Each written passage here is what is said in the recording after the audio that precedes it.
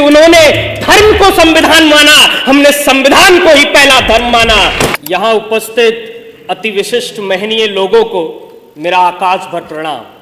मैं धीरेन्द्र सिंह बरेली से आज सदन पटल पर प्रस्तावित विषय पर अपना वक्तव्य देने के लिए उपस्थित हूं।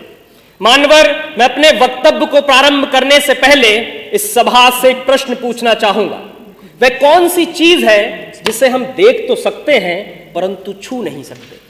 महोदय, यही प्रश्न सन 1947 से पहले कक्षा में किया गया था। उस समय विद्यार्थियों ने इसके अनेक अनेक उत्तर दिए। किसी ने कहा कि हम आकाश को देख तो सकते हैं परंतु छू नहीं सकते। किसी ने कहा हम सूरज को देख तो सकते हैं परंतु छू नहीं सकते।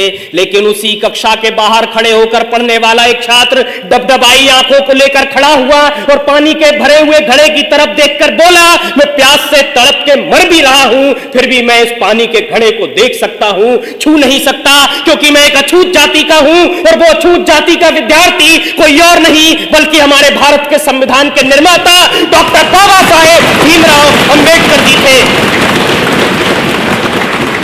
आज 75 वर्षों के बाद कक्षा भी वही है, सवाल भी वही है, पानी का घड़ा भी वही है, परंतु अगर कुछ बदला है तो वो ये कि किसी भी जाति का छात्र हो वो सबके साथ में बैठकर पढ़ भी सकता है, खेल भी सकता है, पानी भी पी सकता है। और इतना ही नहीं, इस देश के सर्वोच्च पद पर बैठकर एक आदिवासी महिला राष्ट्रपति के रूप में प्रगति का मार्ग प्रशस्त कर सकता है। ये ताकत दी है हमको हमारे संविधान ने।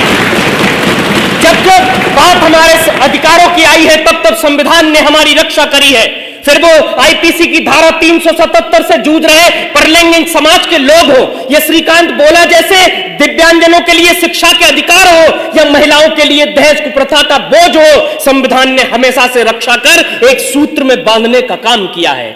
मान्यवर, भारत के संविधान की लोकतांत्रिक यात्रा बहुत लंबी रही है। जब भारत आजाद हुआ तो उसके साथ कई और सहोदर राष्ट्र आजाद हुए, परंतु आज हम वहां देखेंगे तो पता चलेगा कि वहां पर कहीं अराजकता है, कट्टरता है, सांप्रदायिकता है, भुखमरी है, गरीबी है, परंतु भारत एकमात्र ऐसा देश है जो आज उन्नति के शिखर पर बैठा है, क्योंकि उन्होंने धर्म को संविधान माना, हमने संविधान को ही पहला धर्म माना।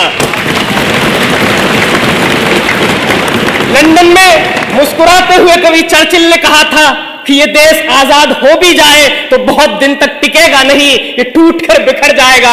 अब मुझे लगता है नरक में चर्चिल की आत्मा देख रही होगी तो सोच रही होगी क्या से क्या हो गए देखते देखते, क्योंकि आज का ये वही भारत है जो पूरी दुनिया में स्टार्टअप के क्षेत्र में तीसरे स्थान पर है।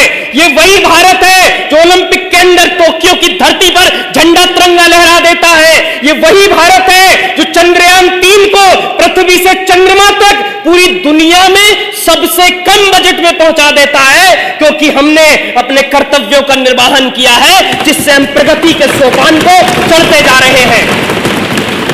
और अगर इसी तरह से इस देश का प्रत्येक नागरिक अपने कर्तव्यों का निर्वहन करता रहा तो यकीन मानिए 2047 तक विकसित भारत का लक्ष्य एक सूक्ष्म मात्र होगा। इसीलिए अंत में मैं जाते जाते कहूंगा कि वर्तमान का गूगल हो, माइक्रोसॉफ्ट या पेप्सी को, इन सबको भी हमने दिए हैं अपने भारत के सीईओ। अब भी पूरी दुनिया में सबसे ज्यादा डॉक्टर्स हमारे हैं। खेल जगत में चमकने वाले भी भारत के सितारे हैं। अपने पौरुष के बल पर दुनिया को सदा बतलाएंगे, विश्व गुरु हम कल भी थे, आज भी है और सदा कहलाएंगे।